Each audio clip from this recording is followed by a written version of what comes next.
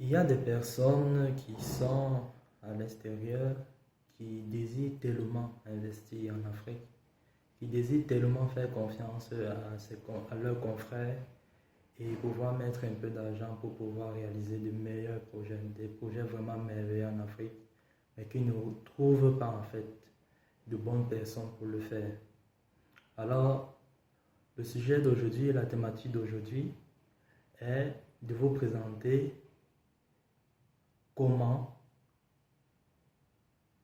contrôler son investissement dans les projets initiés en Afrique.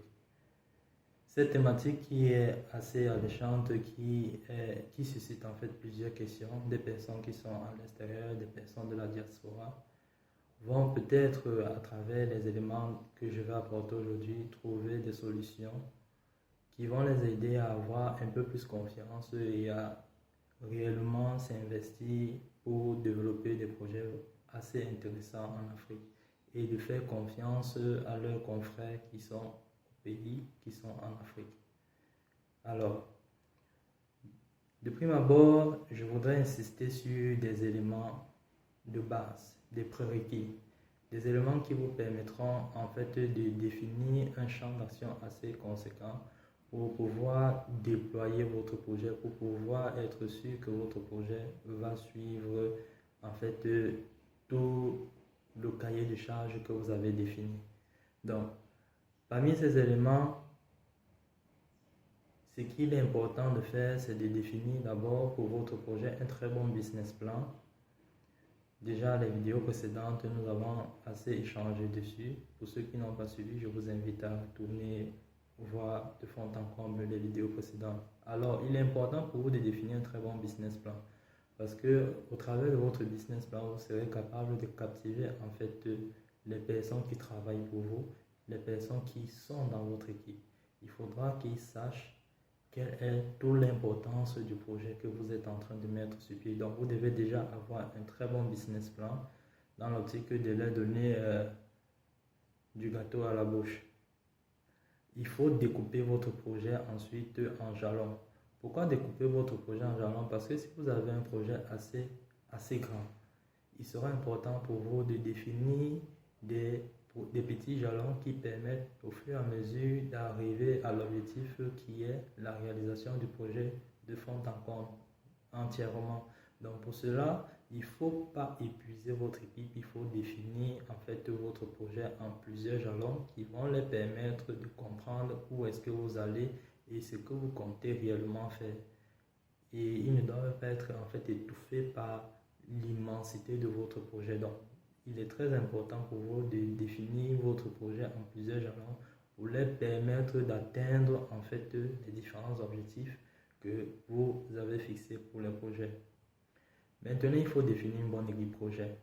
Dans le cadre de l'équipe projet, vous devez vous arranger à ce que votre équipe projet soit des personnes sur qui vous avez de l'influence, des personnes qui n'arrivent pas à vous juger en fait, qui n'arrivent pas à s'attendre à quelconque réticence de votre part par rapport à une plainte que vous pouvez déposer contre un projet mal fait ou qui n'a pas été réalisé. Vous devez avoir une équipe, des personnes qui croient en vous, sur qui vous avez une certaine domination, une certaine influence qui les permet de comprendre qu'en fait, de compte, ce n'est pas de la blague, ils n'ont pas intérêt à s'amuser avec votre investissement. Donc, il est important de faire cela. Alors, lorsque ces éléments, ces prérequis sont assez définis et bien définis même, d'ailleurs, maintenant il est question pour vous d'insister sur le contrôle de votre investissement. Alors, concernant le contrôle de votre investissement qui est naturellement la thématique de ce soir, il est important d'insister sur certains points assez intéressants qui vous permettront en fait d'atteindre vos objectifs que vous avez fixés, peu importe que vous soyez en Afrique ou que vous soyez de l'autre côté de la diaspora dans les pays européens et autres. Vous devez être capable de contrôler votre investissement et je m'en vais tout de suite vous donner quelques exemples, quelques idées auxquelles vous pourrez pencher dans l'optique de pouvoir être plus à l'aise dans la gestion de votre projet en Afrique et étant de l'autre côté. Alors, je vous invite à suivre la vidéo de fond en comble jusqu'au bout pour pouvoir découvrir tous les éléments que j'ai préparés pour vous aider en fin de compte de pouvoir vous lancer, de pouvoir réaliser vos différents projets sans toute inquiétude. Alors, le premier élément sur lequel nous allons travailler sont les personnes qui définissent votre équipe. Tout à l'heure, comme élément de base, j'ai tellement insisté sur les personnes qui définissent votre équipe. Pourquoi? Parce que c'est en fait l'élément clé de la réalisation de votre projet. Tout projet a besoin de personnes qui croient en votre projet, des personnes qui sont prêtes à s'investir énormément pour la réussite de ce projet. Alors, il est important pour vous de définir une équipe qui a non seulement cette foi en votre projet, qui croit en vous, qui croit au business plan du projet que vous avez apporté. Et cette équipe-là, vous devez être une personne assez influente pour eux. Pourquoi? Parce que si, au cas contraire, vous investissez et que vous n'atteignez pas les réalisations que vous avez souhaitées, alors vous ne pouvez pas accorder une certaine réticence à suivre les procédures judiciaires pour pouvoir les attaquer en justice et autres. Donc, les différentes personnes qui doivent travailler avec vous doivent être des personnes qui sont assez aguerries, assez préparées pour cela, que votre investissement a des risques s'il n'est pas bien géré, si le projet n'est pas bien réalisé. Alors, lorsque vous définissez vos différentes personnes, il sera intéressant de ne pas travailler avec des personnes qui est beaucoup plus liées, intimement liées à vous. Que ce soit un ami, que ce soit un camarade et autres, vous pouvez travailler avec lui, mais il faudra que ces différentes personnes-là sachent votre position par rapport à la qualité du travail qui est fait et sachent à quel point vous pouvez arriver s'ils n'arrivent pas à respecter le contrat de travail que vous avez défini avec eux. Ils doivent être au courant de cela. Ils doivent s'imprégner cela dans la tête et ils doivent être prêts à gérer toutes les conséquences liées à la non-gestion efficace et efficiente de votre projet. Il faudra que ces différentes personnes, si vous voulez travailler avec des personnes, des proches, il faudra les mettre cela en tête, les inculquer cela en tête, pour que nul n'ignore les conséquences qui pourront résulter si le projet n'est pas géré jusqu'au bout. Donc, c'est un élément très capital.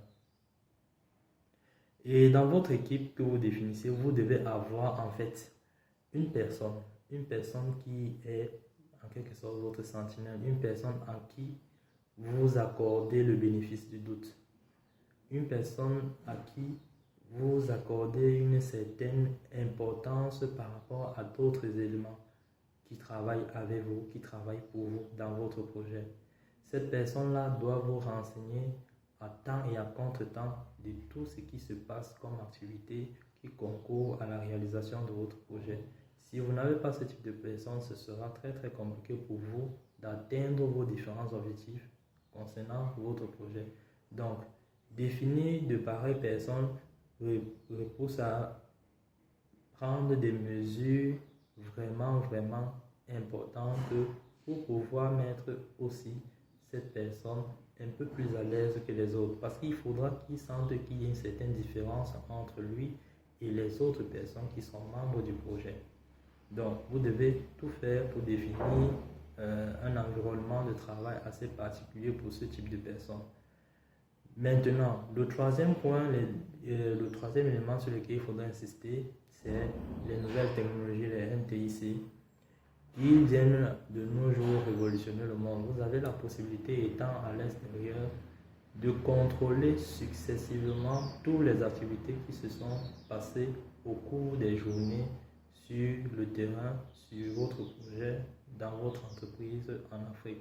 Vous utilisez les nouvelles technologies qui sont à votre disposition. Vous pouvez utiliser les vidéosurveillance, vous pouvez utiliser des dispositifs solaires qui permettent d'être rechargés automatiquement à travers le solaire et qui permettent de vous renvoyer à temps réel toutes les informations qui se passent dans votre entreprise ou alors sur le projet que vous avez défini. Et vous pouvez organiser régulièrement des séances de conférences, des réunions en ligne où vous exigez que tous les membres de votre projet soient présents et que vous puissiez échanger avec eux et contrôler chaque fois l'évolution step by step de votre projet. Ça implique que vous devez vous-même concrètement maîtriser correctement votre projet pour pouvoir définir que, ok, après tel nombre de temps, tel jalon doit être atteint pour pouvoir amorcer tel autre jalon. Donc, si vous n'avez pas une parfaite maîtrise de la gestion de projet, vous serez aussi buté. Vous pouvez utiliser les NTIC, mais il est aussi important pour vous d'avoir la matière grise qui vous permet de contrôler en fait votre projet de fond en comble. Donc, ça c'est le troisième élément sur lequel il faudra insister. Et le quatrième et dernier élément qui est le plus important, ne faites pas confiance, une confiance aveugle en fait. Lorsque vous faites une confiance aveugle, vous n'arriverez jamais à atteindre vos objectifs escomptés. Alors, pour cela, il faudra autant que se peut organiser des descentes sur le terrain. Organiser autant que possible des descentes sur le terrain, ne serait-ce qu'une à deux fois. Organisez des voyages, vous venez sur le terrain, vous vous imprégnez des réalités du terrain, vous échangez avec votre équipe. Ça permet premièrement de les mettre en confiance, ça permet premièrement de leur faire comprendre que en fait, vous êtes avec eux, vous croyez en eux et vous êtes là disposé à très bien travailler avec eux, à les accompagner de fond en comble jusqu'au bout.